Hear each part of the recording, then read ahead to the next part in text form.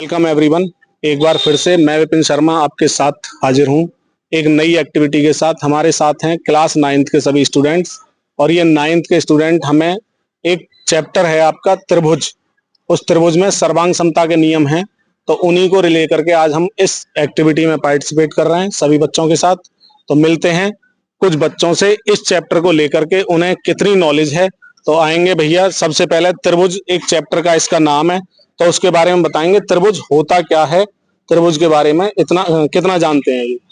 अपना नाम बताएंगे और त्रिभुज। आया अंकुर। तो त्रिभुज क्या होता है? त्रिभुज वह समतल आकार थी जो सरल रेखा तीन सरल रेखाओं से घिरी रहती है, उसे त्रिभुज कहते हैं। बहुत बढ़िया। आगे भैया बताएंगे अपने नाम के साथ। आई एम अंश। बताइए। त्रिभुज भुजाओं के आधार पर तीन प्रकार के होते हैं: समद्विबाहु त्रिभुज, विषमबाहु त्रिभुज, समबाहु त्रिभुज। तो समबाहु, समद्विबाहु और विषमबाहु, इसके लिए अंग्रेजी में बोलते हैं हम समबाहु त्रिभुज का मतलब जिसकी सभी भुजाएं बराबर हों, इसे क्या कहेंगे? इक्विलेटरल ट्राइंगल, समबाहु त्रिभुज। उसके बाद में आता है जिसकी दो भुजाएं बराबर हों, इट मींस आइसोसेल्स ट्राइंगल यानी कि समद्विबाहु त्रिभुज। उसके बाद तीसरा होता है विषमबाहु त्रिभुज जिसे अंग्रेजी में कहते हैं स्केलेन ट्राइंगल, तो जिसकी कोई भुजाएं आपस में बराबर नहीं होती यानी कि असमान होती हैं, ऐसा त्रिभुज क्या होता है? स्केलेन ट्राइंगल या विषमबाहु त्रिभुज। तो आगे हम बात करेंगे एक कोणों के आधार पर और त्रिभुज के प्रकार होते हैं। कौन भैया बताएंगे? कोणों के आधार पर त्रिभुज भैया बताएंगे कितने प्रकार के होते हैं कोणों के आधार पर? कोणों के आधार पर त्रिभुज तीन प्रकार के होते हैं: समकोण त्रिभुज, न्यून कोण त्रिभुज, अधिक कोण त्रिभुज। बहुत अच्छा बताया भैया ने। तो इसके बारे में बताएंगे समकोण कौन से होते हैं, न्यून कोण कौन से होते हैं, अधिक कोण कौन से होते हैं। आगे भैया बताने वाले हैं, बताएंगे अपने नाम के साथ। My name is Tanish from class 9th। और समकोण त्रिभुज क्या होता है? वह कोण जो 90 अंश से होते हैं उन्हें समकोण त्रिभुज कहते हैं। वह त्रिभुज जिसका एक कोण 90 अंश का यानी कि समकोण होता है उसे समकोण त्रिभुज कहते हैं। और समकोण त्रिभुज को इंग्लिश में क्या कहते हैं, क्या बोलते हैं?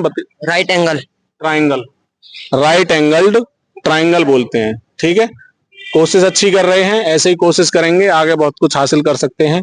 आगे दूसरा लाइन में आ जाएं। दूसरा त्रिभुज होता है न्यून कोण त्रिभुज। कौन बताएंगे इसके बारे में?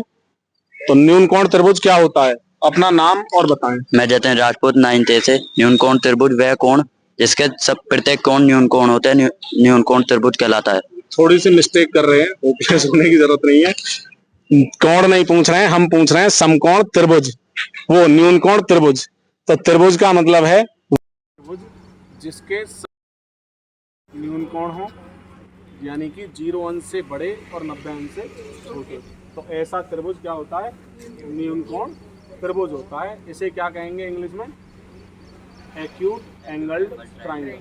ठीक है, हिंदी मीडियम के स्टूडेंट हिंदी में ही ज़्यादातर कन्वर्सेशन होने वाली है इनके साथ। उसके बाद में तीसरा त्रिभुज कौन बताएंगे?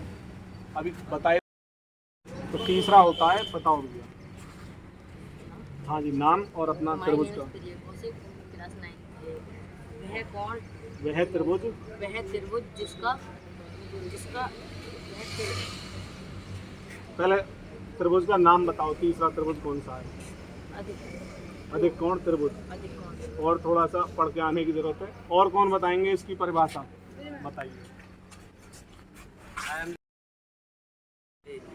अधिक कोण त्रिभुज वह कोण जिसका एक कोण, वह त्रिभुज जिसका एक कोण अधिक कोण हो, वह अधिक कोण त्रिभुज कहलाता है। बहुत बढ़िया। अधिक कोण का मतलब क्या होता है? वह कोण जो 90 अंश से बड़ा हो और 180 अंश से छोटा। तो कोई एक कोण मिल जाए हमें जो 90 अंश से बड़ा और 180 से छोटा हो, तो अधिक कोण त्रिभुज में उसे काउंट करेंगे। और इसको इंग्लिश में कहते हैं ऑब्ट्यूज एंगल्ड ट्राइंगल। अब बात करते हैं सर्वांग समता के नियम के लिए। तो सर्वांग समता यानी कॉन्ग्रुएंस रूल जो होते हैं 9th क्लास के सिलेबस में, उसके बारे में हल्का सा बता दें हम। कॉन्ग्रुएंस क्या होते हैं या सर्वांग सम क्या होते हैं, आगे लाइन में आ जाएं आप। तो ऐसी दो फिगर त्रिभुज के बारे में बात कर रहे हैं, तो ऐसे दो त्रिभुज जिनका आकार और आकृति दोनों के दोनों समान हो, तो ऐसा त्रिभुज क्या कहलाता है?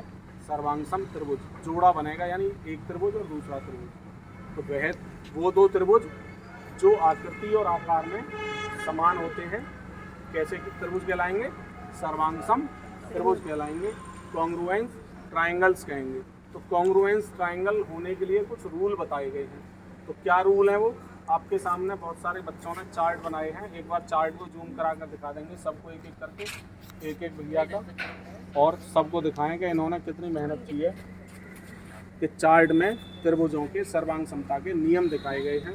सबसे पहले सर्वांग समता के नियम में SAS यानी भुजा कोण भुजा, ये सर्वांग समता नियम के नाम से जाना जाता है। इसमें क्या होता है, कोई भी दो त्रिभुजों में पहली भुजा उनकी संगत वाली, अगला वाला कोण और दूसरी वाली भुजा, यानी दो भुजाओं के बीच में संगत कोण जो होंगे उनके क्या होंगे?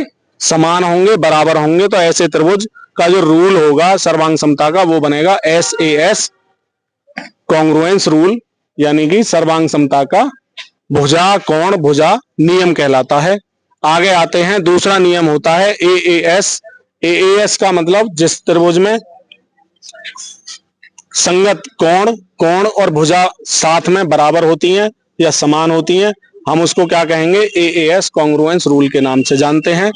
तीसरा वाला होता है ASA, जो त्रिभुज जो होते हैं दो, उनमें पहला कोण उसके साथ वाली संगत भुजा और फिर दूसरा वाला कोण, यानी दो कोणों के बीच की भुजा अगर बराबर है तो उसे हम ASA कॉन्ग्रुएंस रूल के नाम से भी जानते हैं।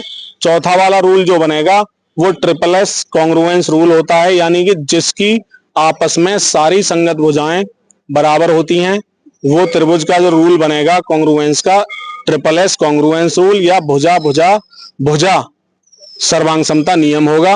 और अंतिम और लास्ट जो रूल है उसे RHS कॉन्ग्रुएंस रूल कहते हैं। R स्टैंड करता है राइट एंगल के लिए, H स्टैंड करता है हाइपोटेनियस जिसे हिंदी में कर्ण कहते हैं, और तीसरी एक भुजा शामिल की जाती है इसमें। तो ये जो रूल लगेगा वो 90 डिग्री वाले एंगल बनाने वाले ट्राइंगल के अंदर लगेगा, यानी कि राइट एंगल ट्राइंगल के लिए ये रूल स्पेसिफाइड किया गया है। तो आगे एक, जब हम कोई दो ट्राइंगल को कॉन्ग्रुएंस प्रूव करा देते हैं तो उनके बाद में हमसे पूछा जाता है कि बाकी अदर वाली जो भुजाएं हैं संगत वाली या उनके संगत वाले कोण जो हैं करस्पॉन्डिंग एंगल या करस्पॉन्डिंग साइड, वो क्या रिलेशन रखते हैं? तो वो बराबर हो जाते हैं, इक्वल हो जाते हैं।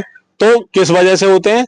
एक शॉर्ट फॉर्म में याद करते हैं हम, CPCT के थ्रू होते हैं वो, क्योंकि वो सर्वांगसम त्रिभुजों के संगत वाले भाग होते हैं, इसलिए वो बराबर हो जाते हैं।